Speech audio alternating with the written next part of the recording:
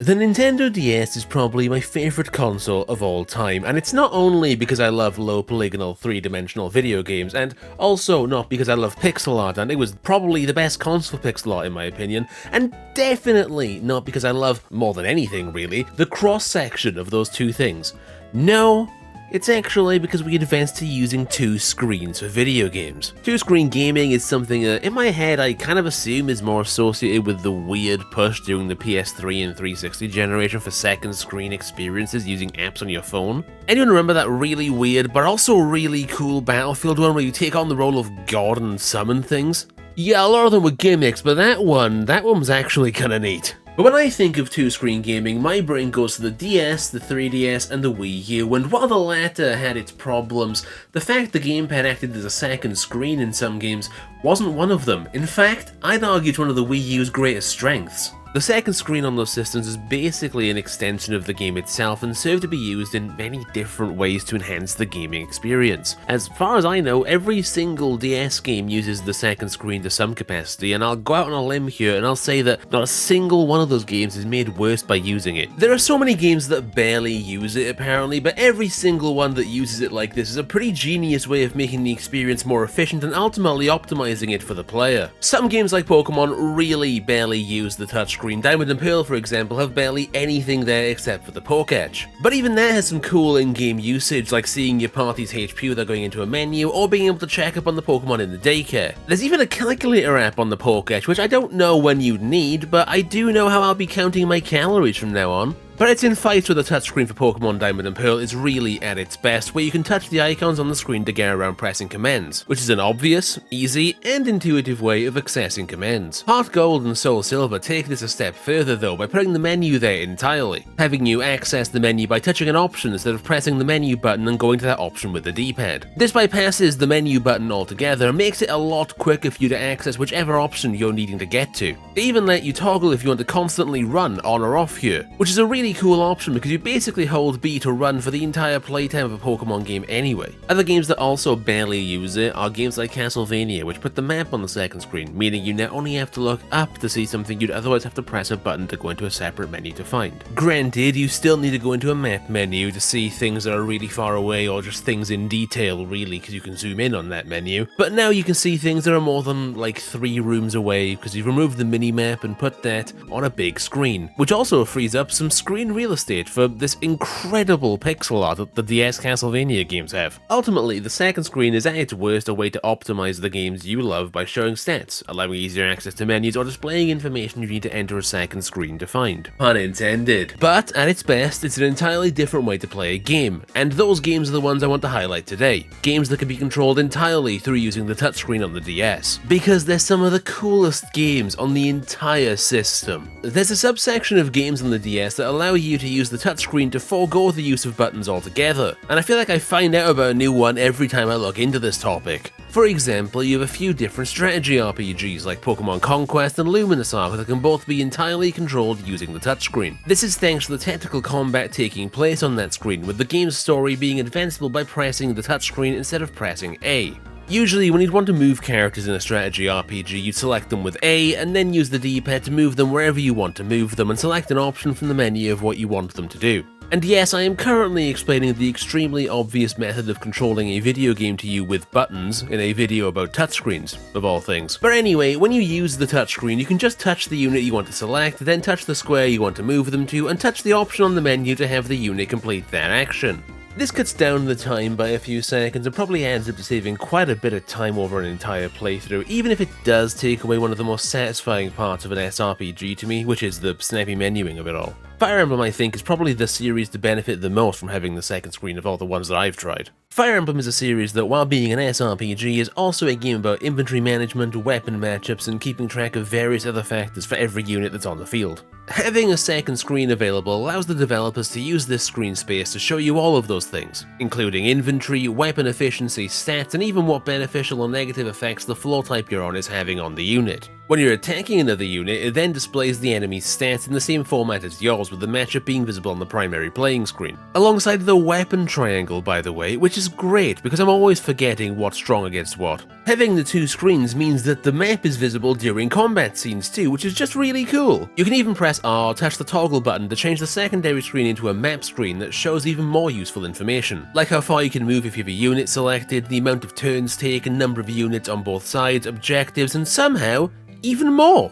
Strategy RPGs like this, and Fire Emblem in particular, have a dense amount of things to remember and check in on, so having the second screen really allows you to have access to that information at any point, which is always a benefit. And while porting DS games is tricky thanks to the second screen, as we can see with Brilliant Diamond Shining Pearl just chucking the poke etch in the corner when you press R, games that use the second screen like this to display information are pretty easy to port actually. You can see a great example of this recently with the Castlevania Dominus collection, which takes the map and enemy displayed on the second screen during different parts of the game and places them next to the main screen so that not only are all screens visible at once, but you actually have more information at any given time thanks to this. Luckily, the DS is a 4x3 screen for both screens, which makes this super easy to do if your game is like this, and it's just an objectively sick way to port a DS game. While SRPGs make sense for this use of the touchscreen, there are some other games that let you control the game wholly using the touchscreen while also being able to control them with buttons. My favourite example of this is Fossil Fighters, which is a game pretty reliant on the touchscreen anyway, with its gimmick being cleaning fossils that's actually super reminiscent of the Underground from Diamond and Pearl. But Fossil Fighters lets you control the game like any other game, using the D-pad and buttons to interact with the world, or, thanks to the game being entirely on the touchscreen, you can use the touchscreen to control the entire game. You drag the stylus to move your character, and everything else is done by touching the corresponding button, or actually the screen itself most of the time, to advance dialogue.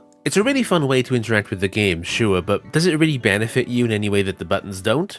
Not really. You can move in 360 degrees with it and choose how fast you run or walk thanks to using the stylus instead of the 8-directional D-pad that can't detect pressure, so there's that, but you can also just press B to run.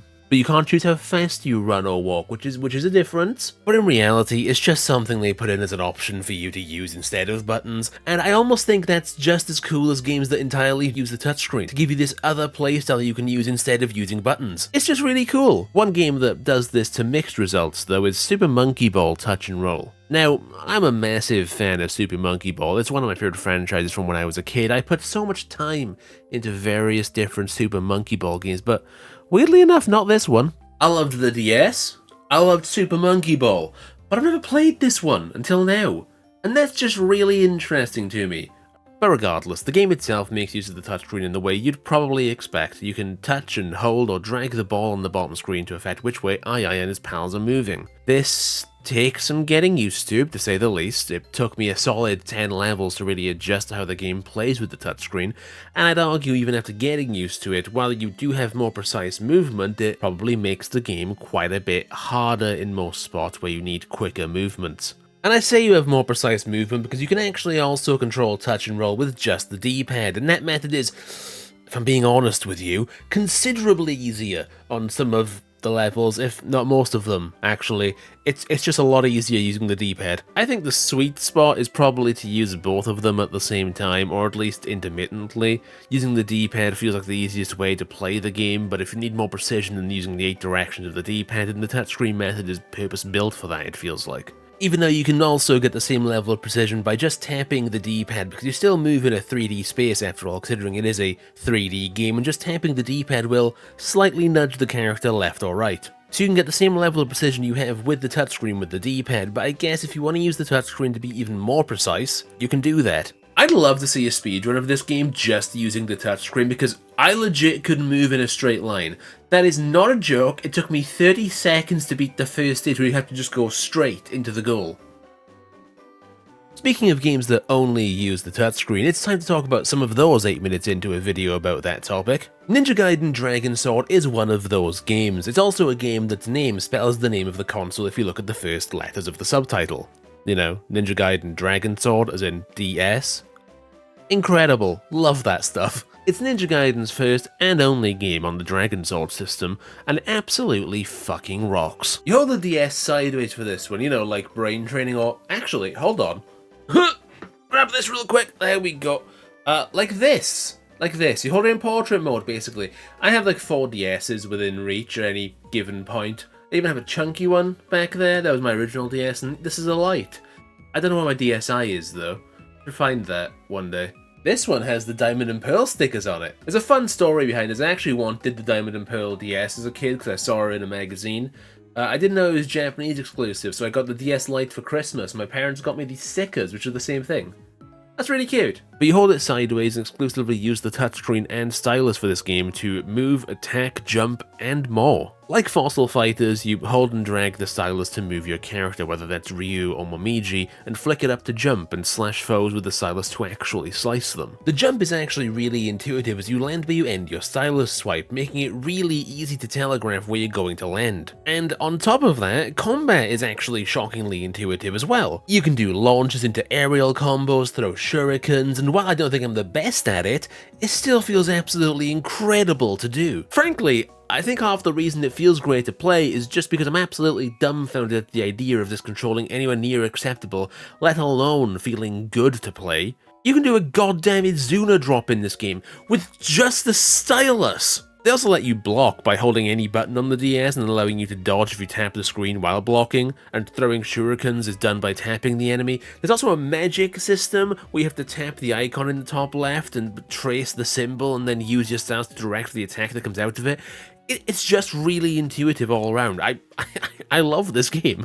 The boss fights are really fun too. For the first boss, for example, the camera swings down to be behind you and you fight from that angle, and it plays really well. The dragon attacks with a fire attack and it's easily avoidable. When it flies up, you can hit it by using your shurikens or jumping and hitting it in the air. Like I said, I'm dumbfounded this works. It blows my mind. The other non-touchscreen is used for the map and various other tidbits, much like the strategy RPGs we were talking about at the start of the video. This is actually like a legit main series installment for Ninja Gaiden, which is pretty cool to see and find out while wiki diving for this, and then I saw that firsthand while it recapped the events of Ninja Gaiden 1, and I had to look away because I haven't played Ninja Gaiden 1, and I do not want to be spoiled on it, please. Thank you, Ninja Gaiden Dragon Sword. I think it's just incredibly funny to make people who like Ninja Gaiden's brand of character action do it with a stylus. I think that's hilarious. This is the game that introduced Momiji, who's a character I've only ever heard good things about. And the story itself in this game is told through comic-styled cutscenes with some nice art, and it actually uses both screens to get a feeling that two characters are conversing to each other, or that one character is looking across to another area that you can actually see on the other screen. So even outside of the main game, they're having an incredibly fun usage for the DS's screens.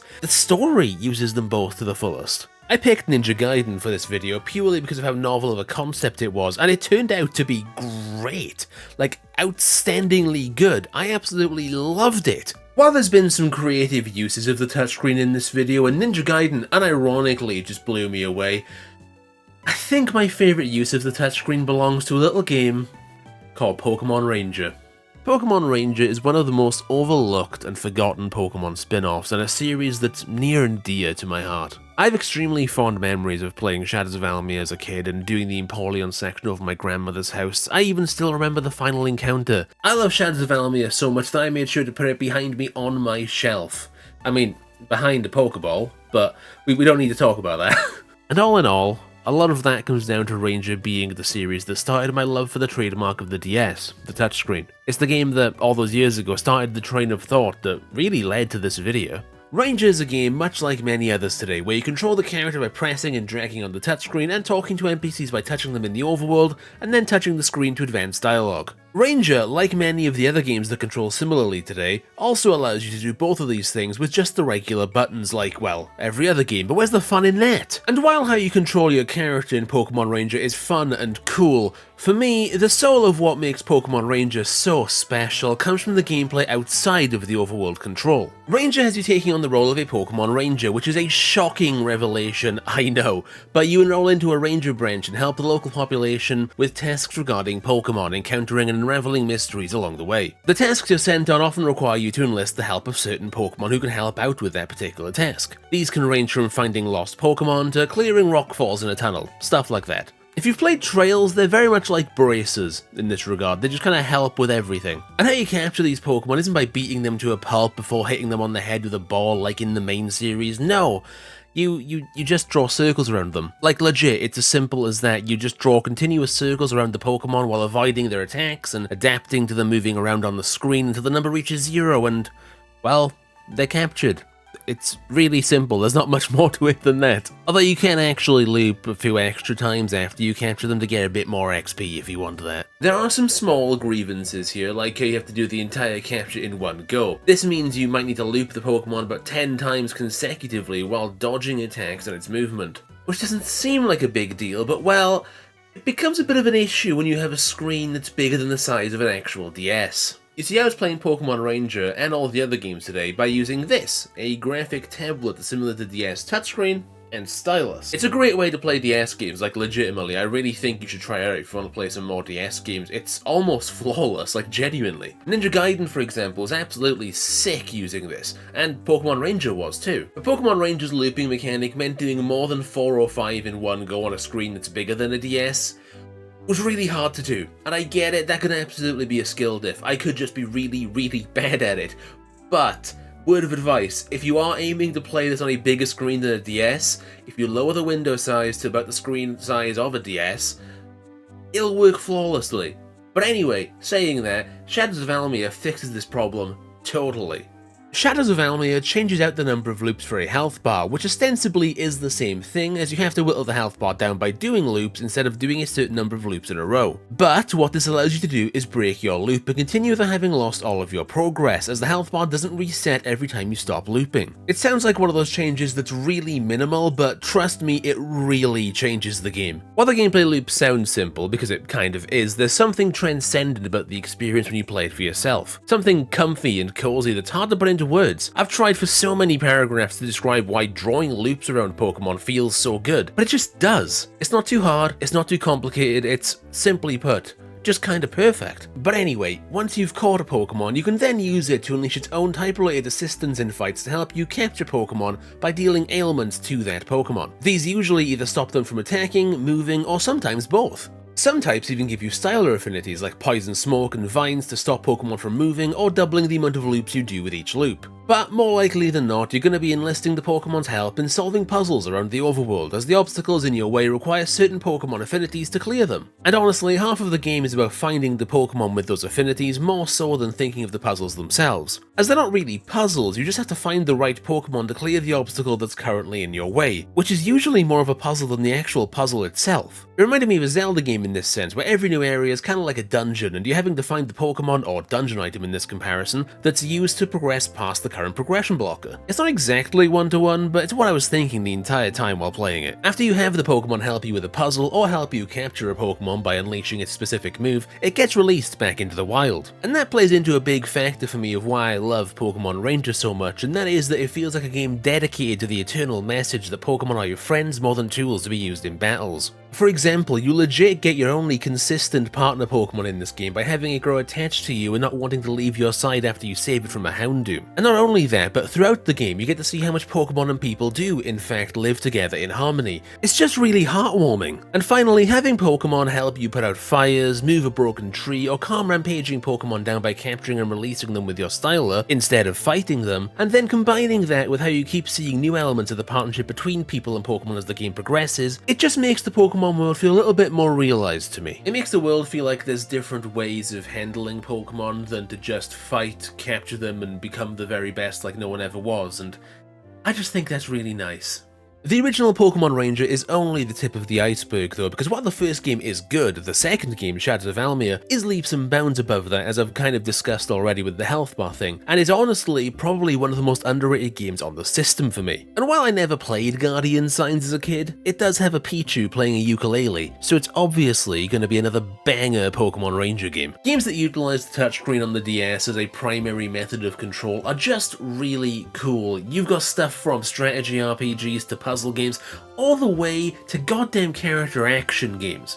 It's just really cool. I think my main takeaway from doing this has been not only that this deep dive into the various types of control schemes and games entirely based around the touchscreen has made me come to appreciate the touchscreen even more than I already did, but it's also that I think it really elevates a lot of the games that use it. A Ninja Gaiden game on the DS would be interesting regardless, sure, but because the one on the DS is fully controlled using the touchscreen in portrait mode, it's inherently cooler to me. You even have games like Pokémon Diamond and Pearl with the interactive Pokétch and battle menus, but also the underground minigame. These games really benefit from using the touchscreen even in small use cases like those. For me now, having two control methods available, one which uses the buttons and another using the touchscreen, feels like the ideal way of playing a DS game. By doing this, you have the option for regular control methods and a separate one to mix it up if you want, alongside some extra precision with the touchscreen method if you need it. The touchscreen is something that endears these games on the DS to me, and on top of that, it's a reason to play these versions over other versions of the game. Actually, I'd argue that if older games have ports on the DS, then there's a good chance that if they have feature parity with the prior versions, using the second screen to display information or the second method of control probably makes them the definitive way of playing those games. I covered a few games today, but there's so many more that really make great use of the touchscreen I didn't have time to check out to fit into this video. There's games like Kirby and the Canvas Curse, Drawn to Life, Trauma Center, Towers Adventure, Curse of the Demon Seal, and 2 whole Zelda games to name but a few. Hell, I booted up Rune Factory 2 the other day, and that uses the touchscreen too. They're everywhere. There's a lot of interesting games that use the touchscreen. I love the DS. There's just legit so much to love with the DS, and the entire library is charming too. Especially with games that can take full advantage of the touchscreen and add entirely different playstyles thanks to that. It's just a real shame that a few of them will probably be hard to port in the future. But hey, Nintendo, if you need some ideas for a new Pokémon Ranger, I've got a few. I've been thinking about this for a decade. That's not to say they're impossible to port, because we've seen plenty of DS games with touchscreen functionality come out on other consoles, and I hope to see more of them going forward, and I'd love to just see a way for a second screen to be used with the Switch 2, Nintendo. Just give me more games that use 2 screens, god damn it, I love them! Anyway, thanks for watching this weird little adventure into touchscreen-only DS games. Tell me about your favorite touchscreen-centric DS games below. Subscribe while you're down there if you're there. And hey, if you liked this, let me know if you'd like to see a second video talking about some more touchscreen DS games. But until then, I'll be seeing you around. Peace.